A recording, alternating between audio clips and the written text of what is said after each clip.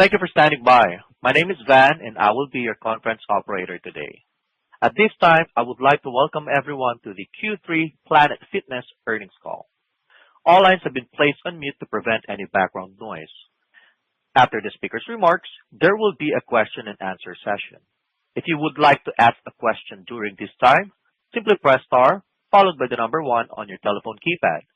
If you would like to withdraw your question, press star 1 again. Thank you. I would now like to turn the call over to Stacey Caravella, Vice President of Investor Relations.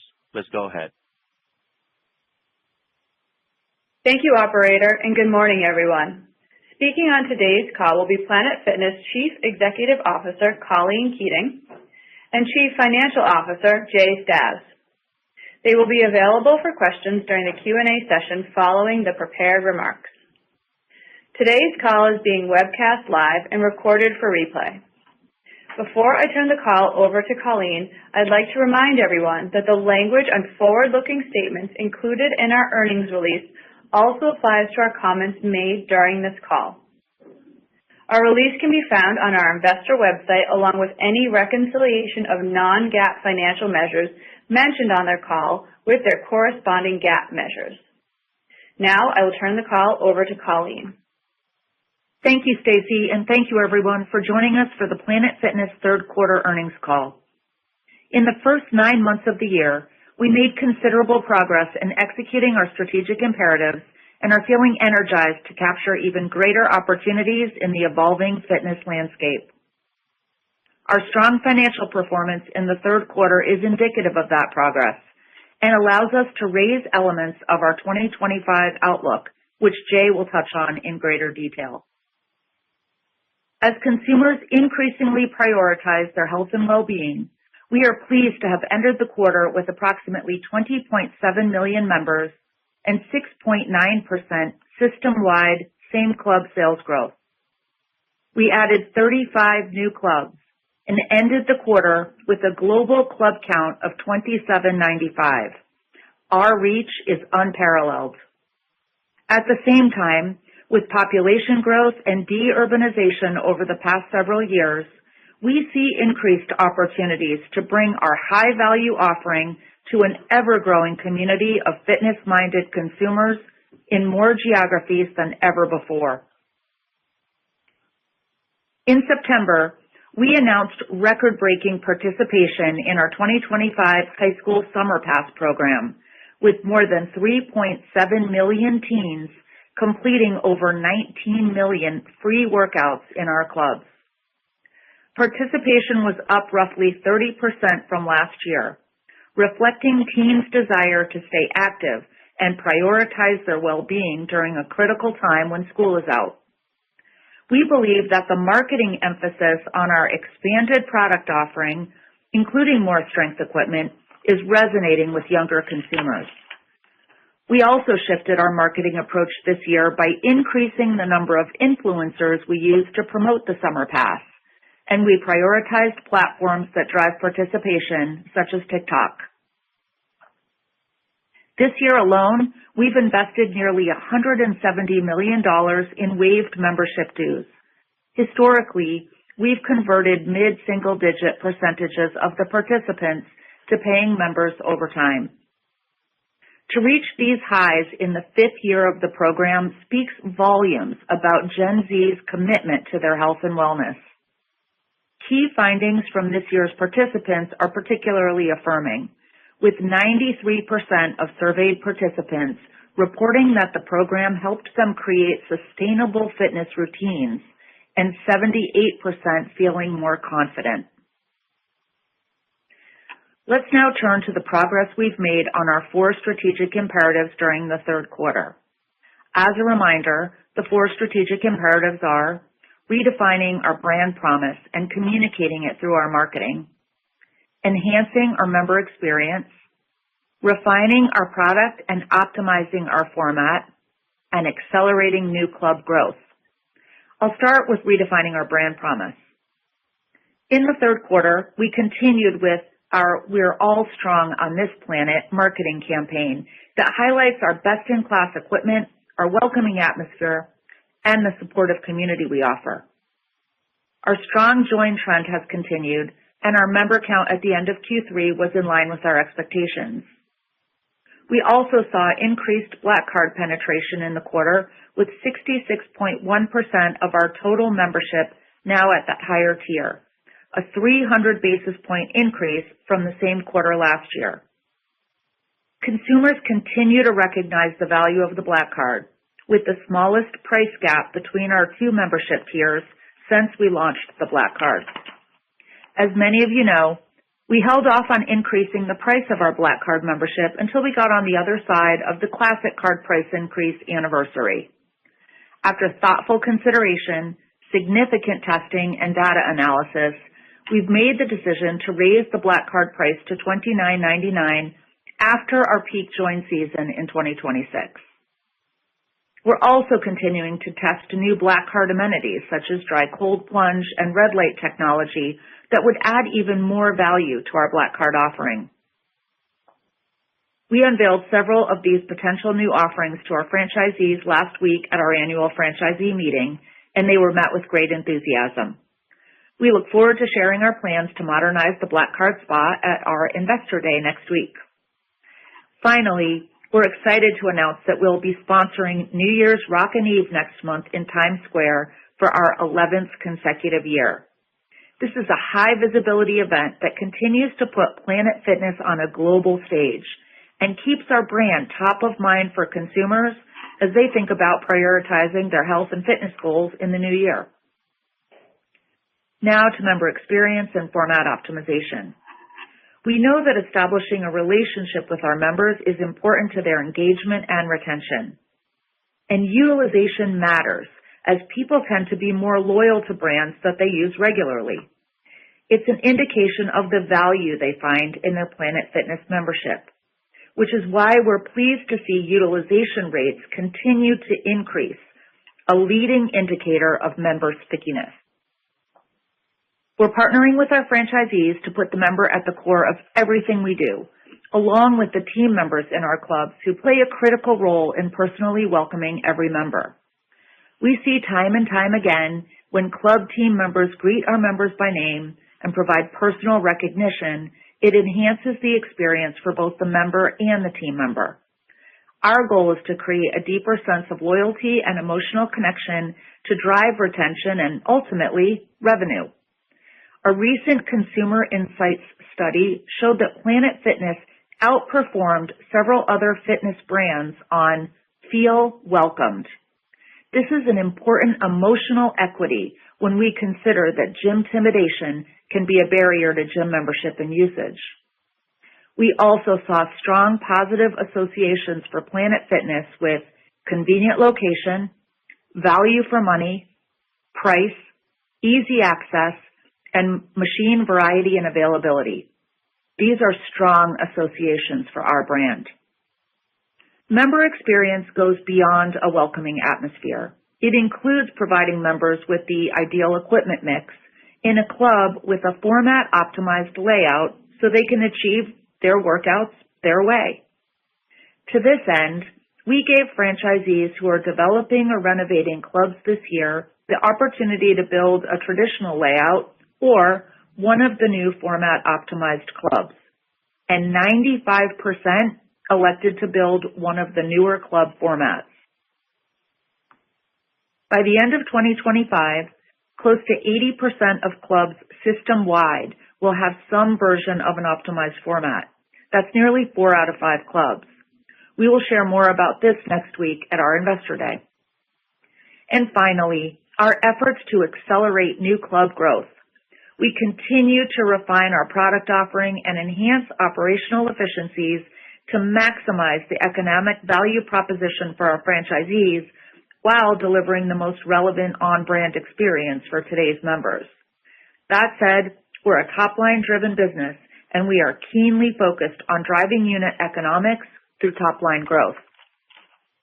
In August, our franchisees voted to shift 1 percentage point of the marketing funding from the local advertising fund to the national ad fund.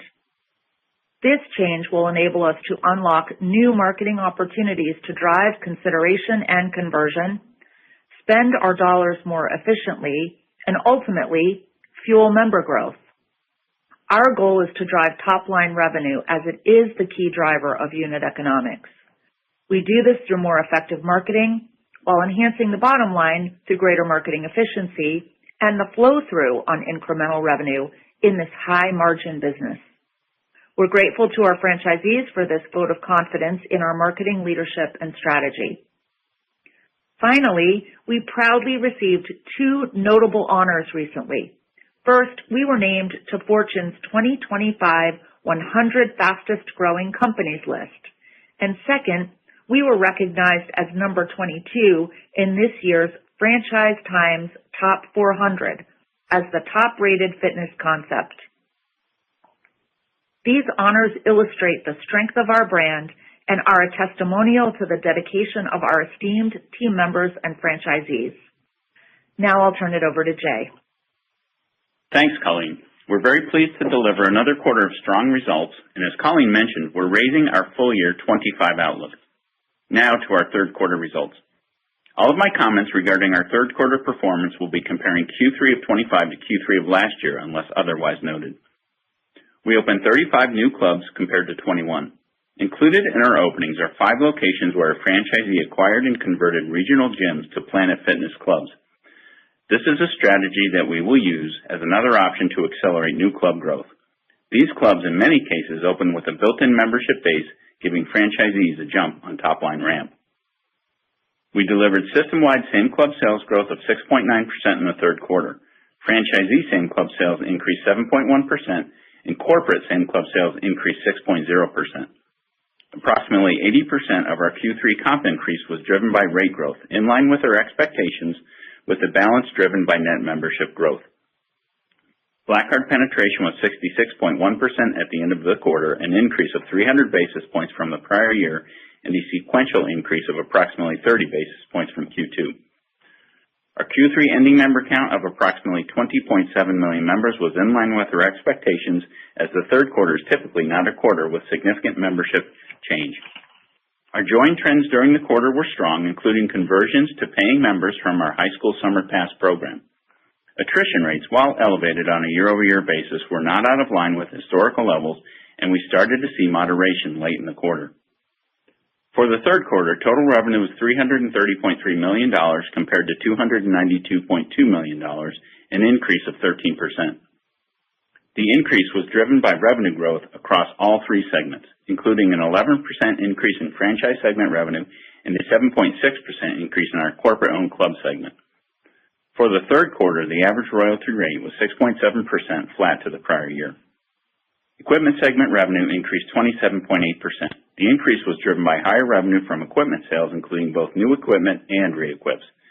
We completed 27 new club placements this quarter compared to 15 last year. For the quarter, replacement equipment accounted for 82% of total equipment revenue compared to 85% last year. Our cost of revenue, which primarily relates to the cost of equipment sales to franchisee-owned clubs, was $58.2 million, an increase of 27.3% compared to $45.7 million last year. Corporate club operation expense increased 11.4% to $79.8 million. The increase was driven by operating expenses from 30 new clubs opened since July 1st of 24, including 10 in Spain. SG&A for the quarter was $30.5 million compared to $32.6 million, while adjusted SG&A was $30 million or 9.1% of total revenue compared to $31.3 million or 10.7% of total revenue, a decrease of 4.2%. National advertising fund expense was $21.4 million compared to $19.7 million, an increase of 8.7%. Net income was $59.2 million, adjusted net income was $67 million, and adjusted net income per diluted share was 80 cents. Adjusted EBITDA was $140.8 million, an increase of 14.4%, and adjusted EBITDA margin was 42.6%, compared to $123.1 million with adjusted EBITDA margin of 42.1%. Now, turning to the balance sheet. As of September 30th of 25, we had total cash equivalents, and marketable securities of $577.9 million compared to $529.5 million on December 31st of 24, which included $56.4 million of restricted cash in each period. During the quarter, we used approximately $100 million of cash on hand to repurchase and retire approximately 950,000 shares of our stock. Moving on to our revised 25 outlook, which we provided in our press release this morning. With 2 months remaining in the calendar year, we are confident in our ability to open between 160 and 170 new clubs, which includes both franchise and corporate locations. We recognize that we have a lot of clubs to open during the fourth quarter, but this is standard business practice, and we've completed this number of openings in prior fourth quarters. We are also confident that we can complete the 130 to 140 equipment placements in new franchise clubs. Given our strong results in Q3 and the overall strength in the business, we are increasing our outlook for 25. We now expect the following. Same club sales growth of approximately 6.5%, up from 6%. Revenue to grow approximately 11%, up from 10%. Adjusted EBITDA to grow approximately 12%, up from 10%. Adjusted net income to increase in the 13 to 14% range, up from 8 to 9%. Adjusted net income per diluted share to grow in the 16 to 17% range, up from 11 to 12%, based on adjusted diluted weighted average shares outstanding of approximately 84.2 million shares, inclusive of the impact of the shares we have repurchased throughout the third quarter. We expect net interest expense of approximately $86 million and D&A to be approximately $155 million, with CapEx to be up approximately 20%. In closing, we are excited by the momentum in the business and evidence that our strategic imperatives are producing results. We had a highly successful high school summer pass program as we continue to build loyalty with Gen Zs. And our franchisees are investing in opening, remodeling, and adding strength equipment as they see the benefits of our work to reposition our brand and optimize our layouts, putting the member at the core of what we do. I will now turn the call back to the operator to open it up for Q&A. Thank you. At this time, I would like to remind everyone, in order to ask a question, please press star then the number 1 on your telephone keypad. Please limit your questions to 1 and 1 follow-up. We will pause for just a moment to compile the Q&A roster. And your first question comes from the line of John Heinbockel with Guggenheim Securities. Your line is open. Hey, Colleen, your thought on holistically this marketing split, right, between local and national. I know the 1% shift, that adds maybe, I guess, $50 million to the national piece. How do you want to spend that? Where do you think that goes over time, right? And what's sort of the right level? I guess you would think as you get larger, right, maybe you end up spending closer to, in total, 7% of sales as opposed to something higher. What's the thought on that? So I'll speak to the shift of the 1 percentage point from the local ad fund to the national ad fund. I won't get super granular for competitive reasons, of course, but this will enable us to augment some of the marketing that we're doing digitally, use AI and augment our CRM, digital content optimization, and a number of other things that, again, will give us the opportunity to have greater reach with each of those marketing dollars. It'll also enable us to buy media more efficiently on a national basis. So again, really get more mileage out of every dollar that we're spending. Okay. And maybe follow up. I know, right, you've got this 5,000 store or club target in the U.S. Just remind us, how you thought about that in terms of density. And then when you think about, because you referenced geographies, is there a bigger opportunity than you thought for smaller markets, less dense? And does that require to make the economics work, or how much smaller of a club do you need to make that work?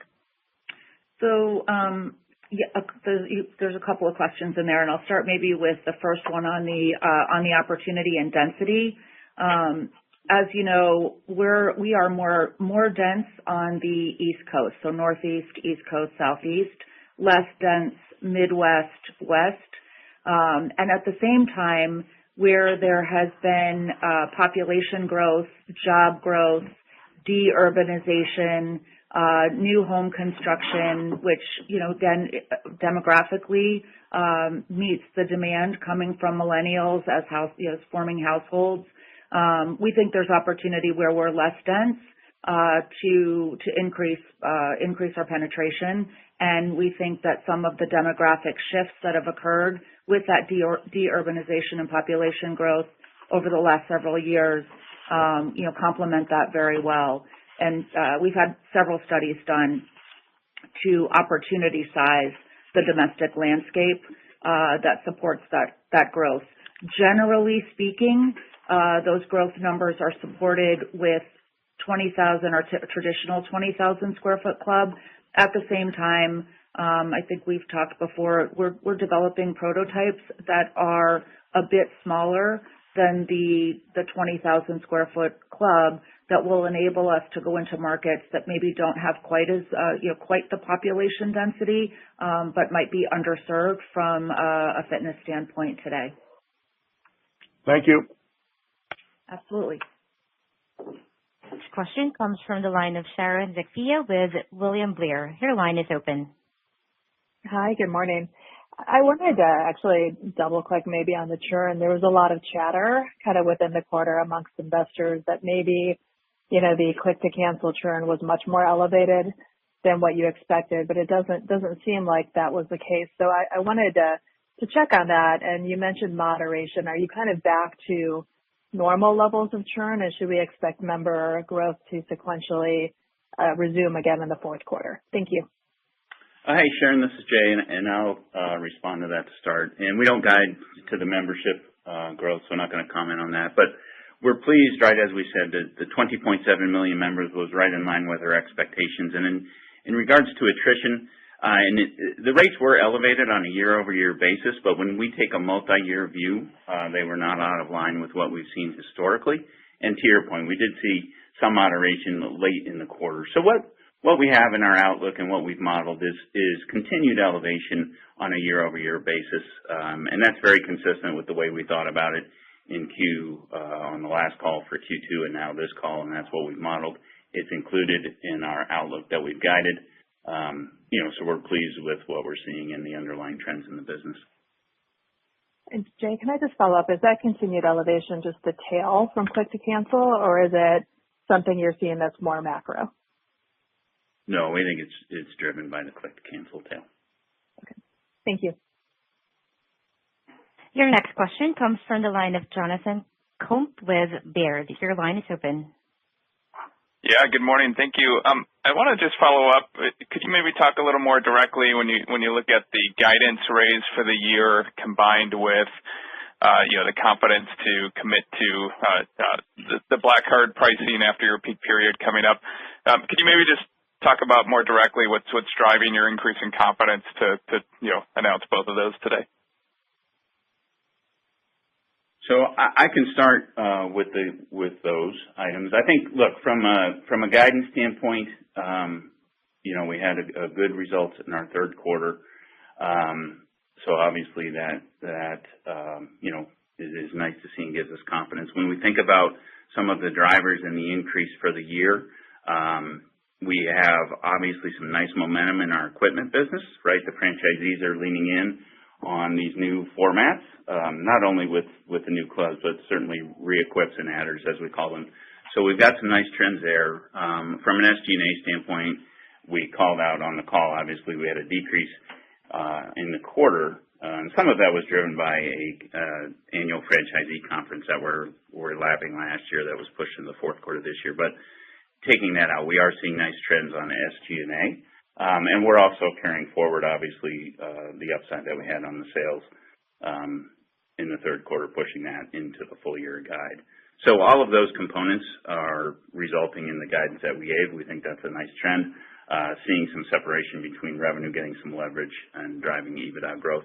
In terms of the Black Card price increase, so as we said, we've tested this, we've analyzed it, and made the decision to go to $29.99. When we've tested that, obviously, it's been accretive to the AUV. So we're not going to really comment on the impacts as if for next year, we'll get to that when we actually do the price increase. But historically, what we have seen when we've made a change on the Black Card price is that the acquisition rate on Black Card does decrease for a period of time, but usually rebounds within the year, so that the penetration of Black Card gets back to where it was. The wrinkle and the difference now is that we've had the Classic Card price increase. So that increase is an element that we haven't had historically.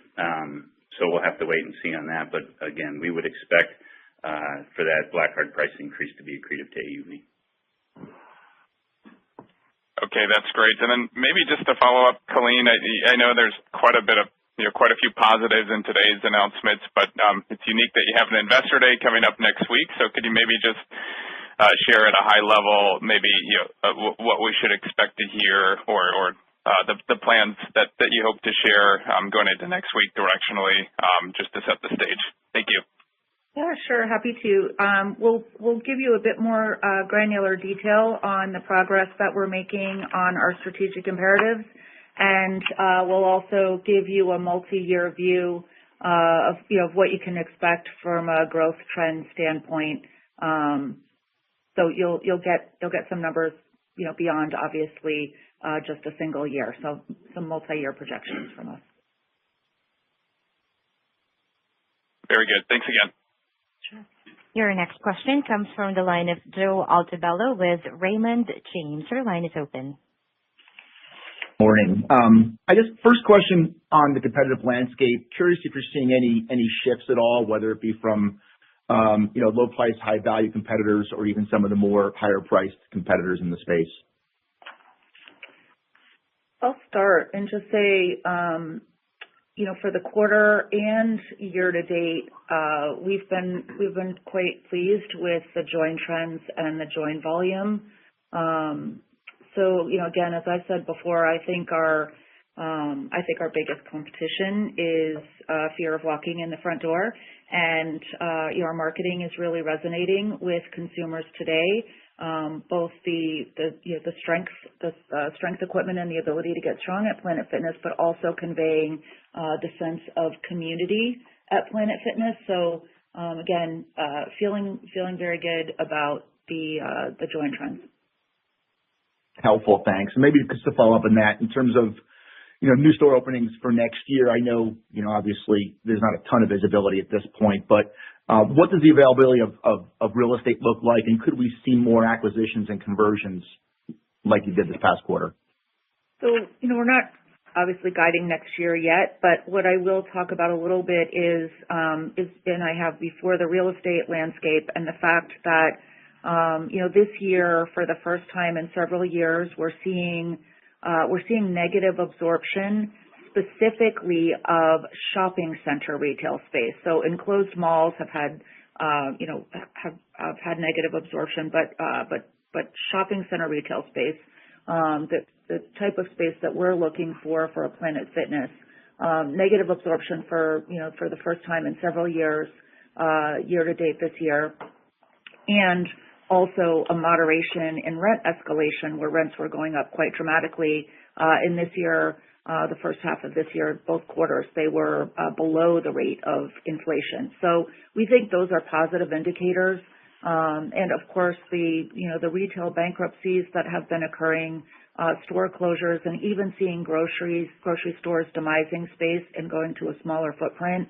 All of that is those are positive indicators for increased availability of retail space for clubs.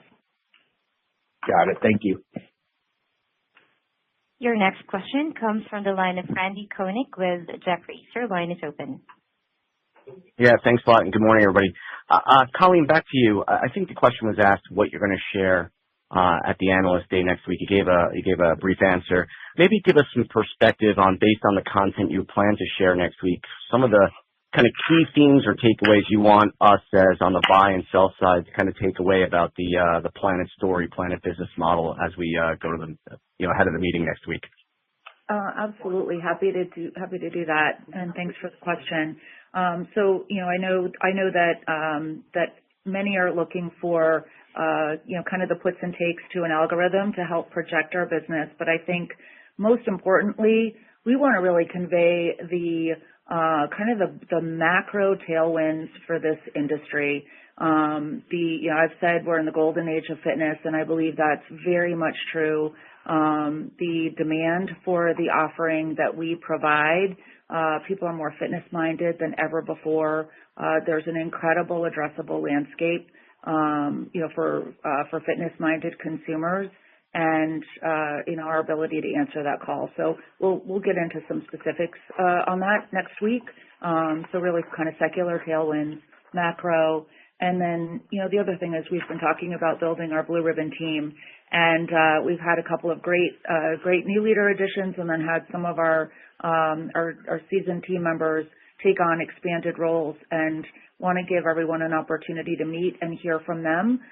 So marketing, development, operations, including the international opportunity, and you'll hear from a number of our new team members, or our team members with expanded roles next week as well. And then finally, just on how you're thinking about the globalization of the brand, give us some perspective how you're thinking about kind of telling that story for us next week. Do you think about taking Spain and kind of pushing that each year into a new country, or a couple countries each year beyond that, or do you think about potential acquisitions ever? Just how do you think about the globalization of the brand, i.e. Planet taking over the planet? Thanks.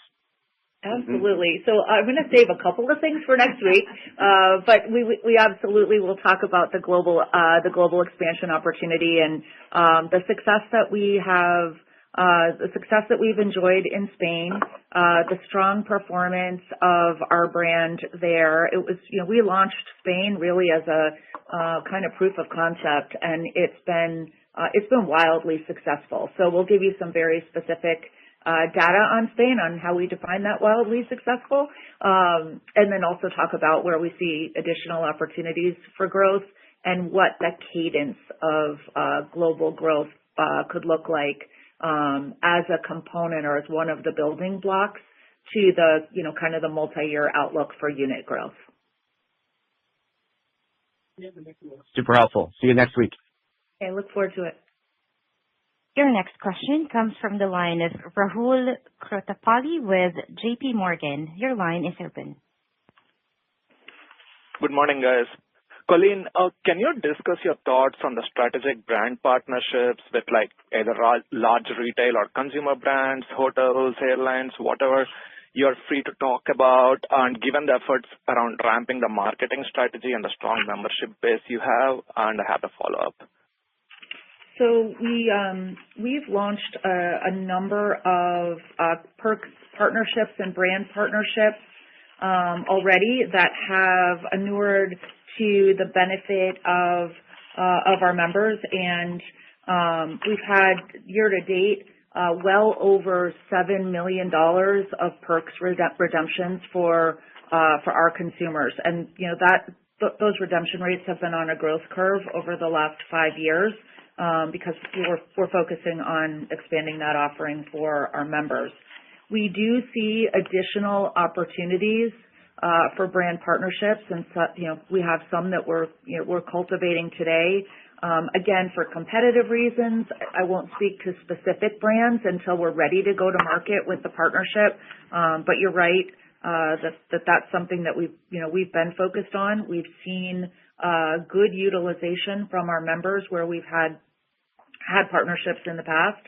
Again, with a new high watermark this year in redemption, and more opportunity. One of the things that Brian Povinelli brings from his prior experience is one of the absolute leading membership and loyalty programs in the hospitality space. Rebranding that and relaunching that after a merger. So he's got a lot of experience with that and has brought perspective. So you'll see more of that to come. Perfect. And just tacking on to the membership retention, you guys have a lot of data, 20.7 million members. Can you give a preview under the hood on how you plan on utilizing AI and other technology tools you would like to invest in to improve membership retention and utilization? Yeah. So from an AI perspective, I touched on it a little bit in marketing at a pretty high level. So, think about AI-enabled CRM. Think about AI-enabled marketing with digital content. So, serving up content that is more targeted to a consumer. But again, I won't get into a ton of granular detail just for competitive reasons. And then I think you'll see it embedded in our app. We've talked about kind of the revitalization of our app being one of the most downloaded, if not the most downloaded fitness app on the App Store, and the opportunity to leverage AI to more personalize the experience for our members when they're utilizing the app. Thank you. And can enhance the in-club experience and out-of-club experience. Your next question comes from the line of Chris O'Cull with Stifel. Your line is open. Thanks. Good morning, guys.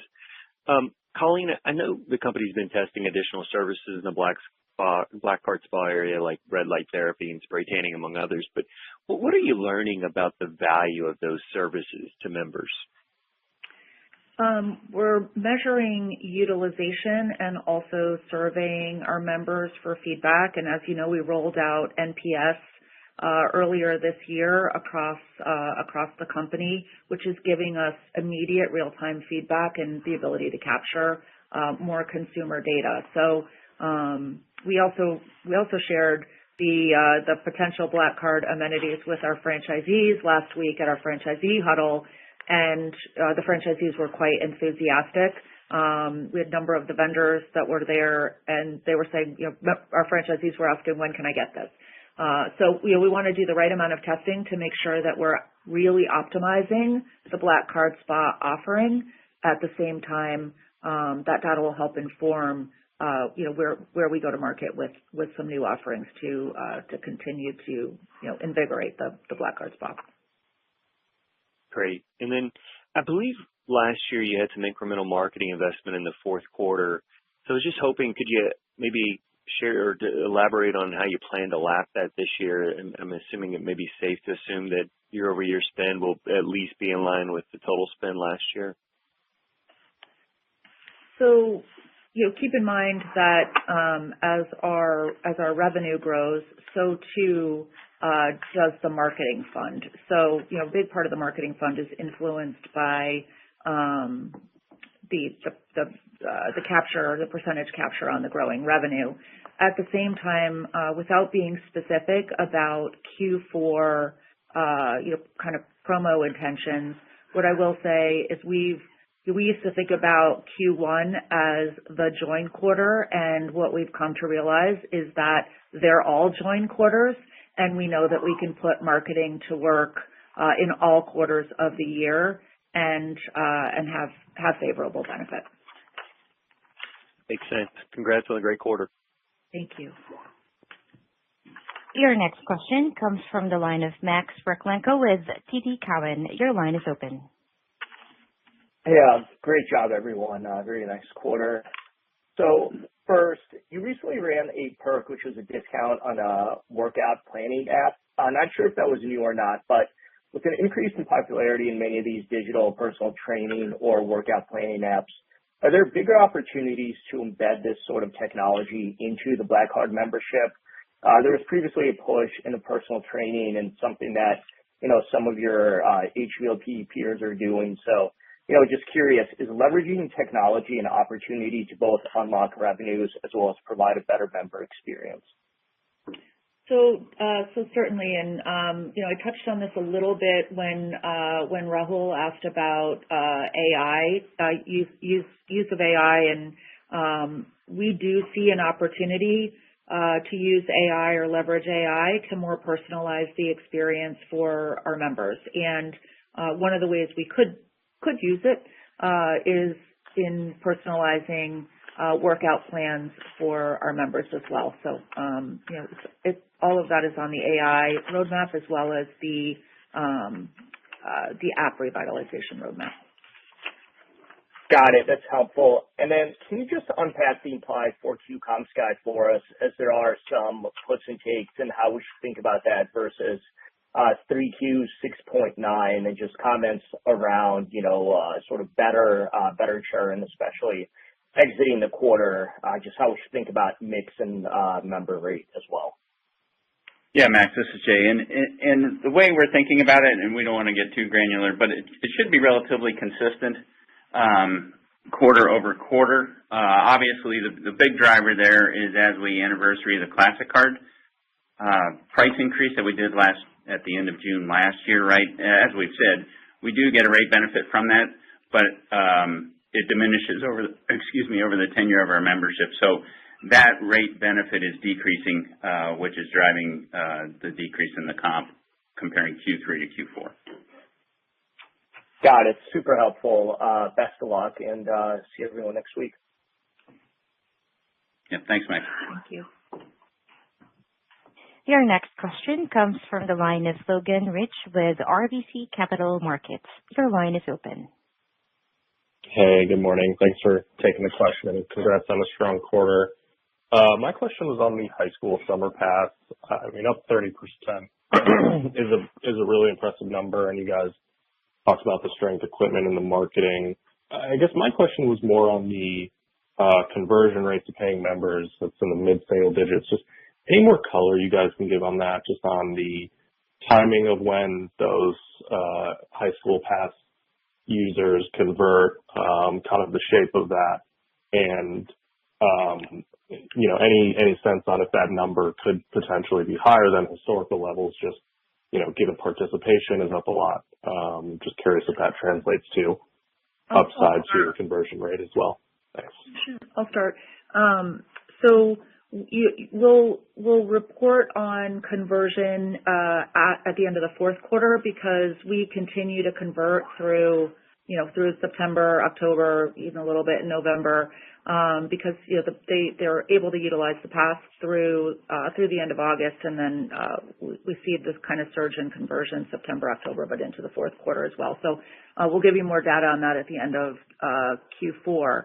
And when I think about the number of paid members converted out of Summer Pass, obviously it's a bigger denominator. So even at a similar conversion rate, the numerator is going to be larger. But what we're seeing so far is fairly similar conversion percentage, and really encouraged by the overall strength of the program. Got it. Thanks for the color. Your next question comes from the line of Brian McNamara with Canaccord Genuity. Your line is open. Hi, this is Madison Callanan. I'm on for Brian. Thanks for taking your questions. First, are we now behind the lion's share of expected click-to-cancel impact? And do you expect any positive impact on rejoins next year as a result? Thanks. Yeah, so we're not, giving guidance outside of this quarter right now. Of course, we'll be meeting next week and giving long-term targets and more color there. And from a nutrition standpoint, as we said, right, consistent is that we have seen elevation in the attrition rate year over year. When we look at it at a multi-year lens, it is more consistent with what we've seen historically. We have modeled the elevated attrition rate into Q4, and that is included in our outlook.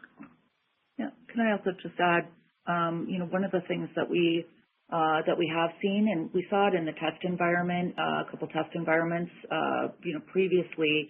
One thing that has proven true is that where we are now able to say, one click to cancel or cancel anytime in the join flow, we are seeing it give us a lift in the join conversion.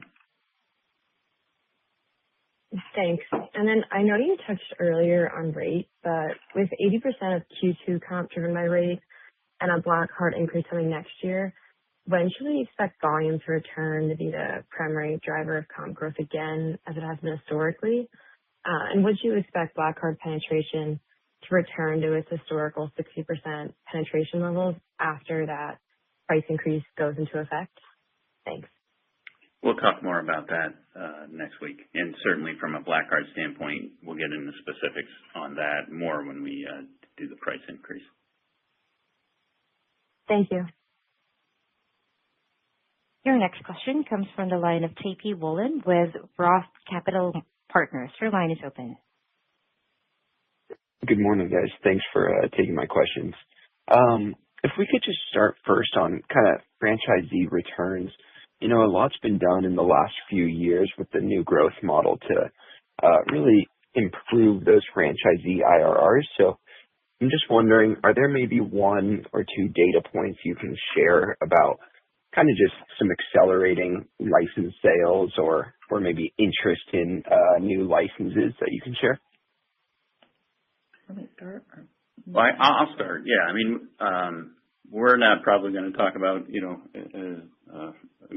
ADA or license sales or franchise agreement sales, but I can speak to the IRRs and how we think about it. We track certainly our more recent club openings, post the new growth model, post the Classic Card price increase, and we're tracking those from a top-line basis to see if we're hitting kind of our internal hurdle rate for the IRRs, which, obviously are shared with ourselves and the franchisees lens. So, we're pleased to report that those are tracking right in line, so we're seeing the lift as we would expect from those initiatives.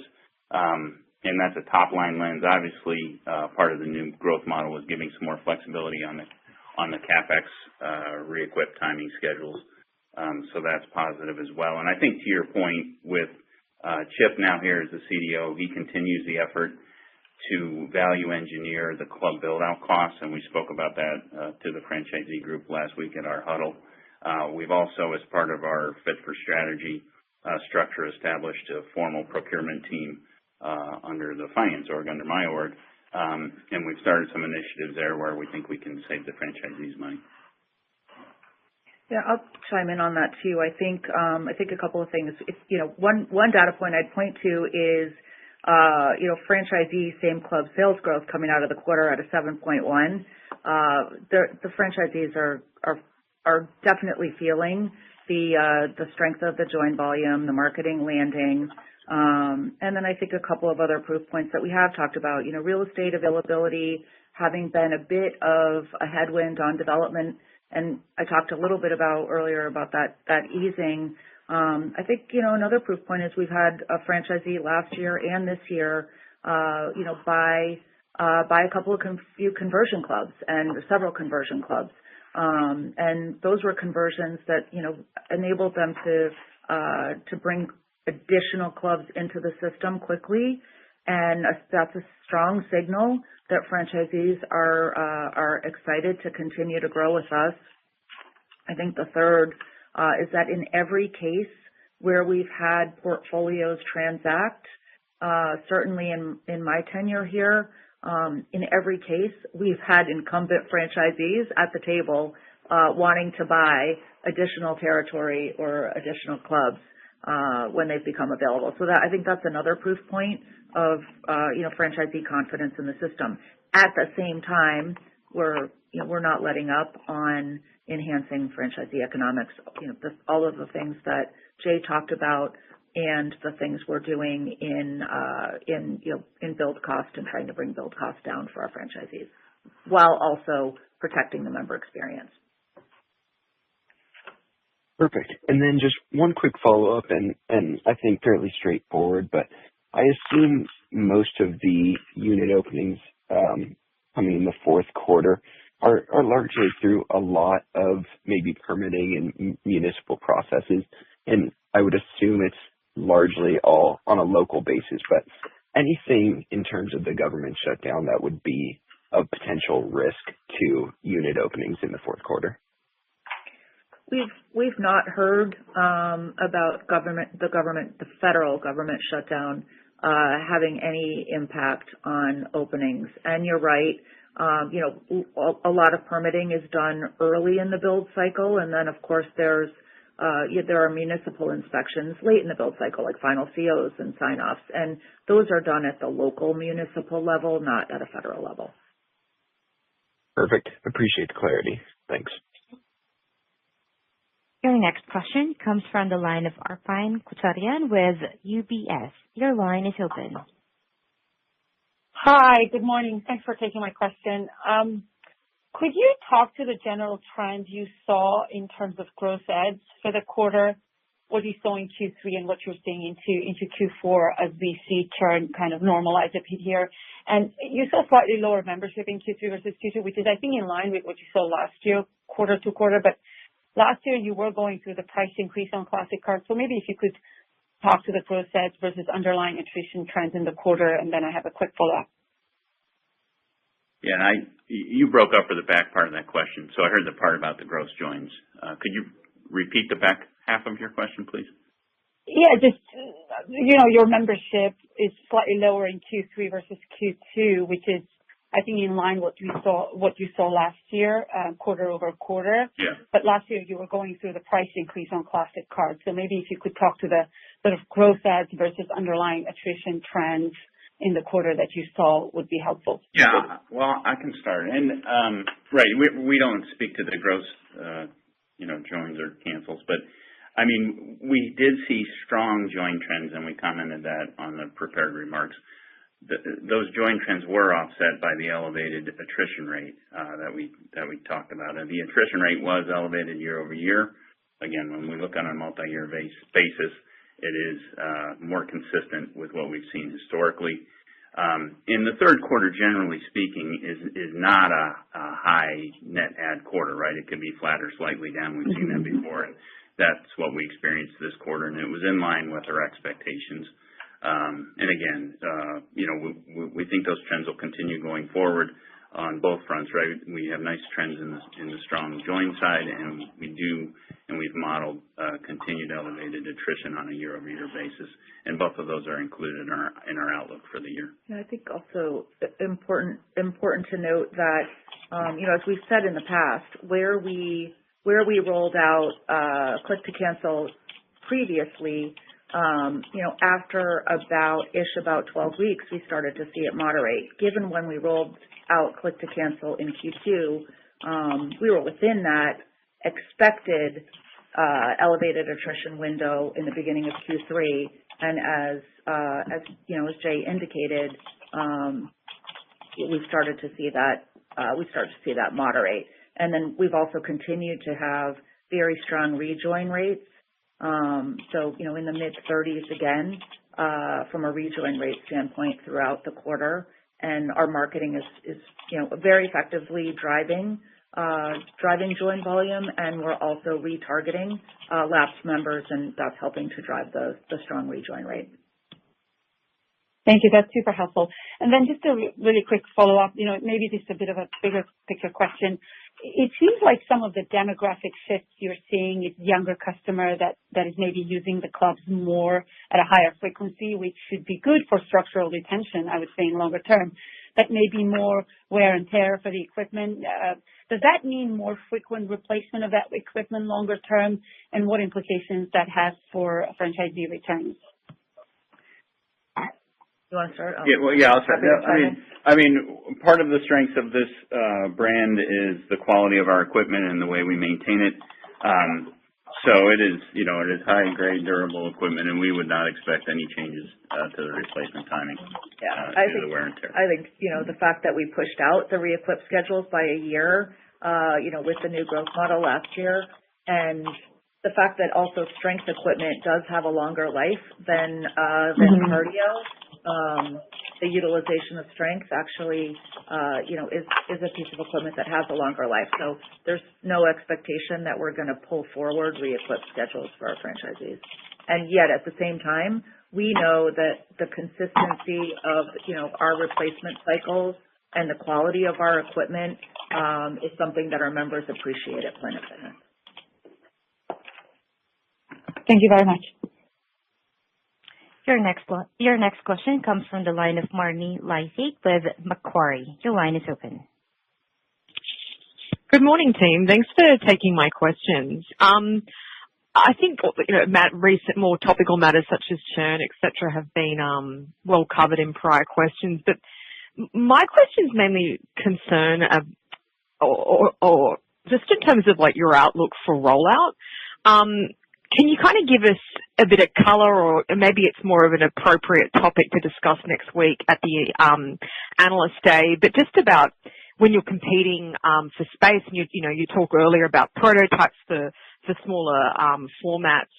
How do we think about, franchise groups and yourself looking at those sites and who you may be competing with for that space?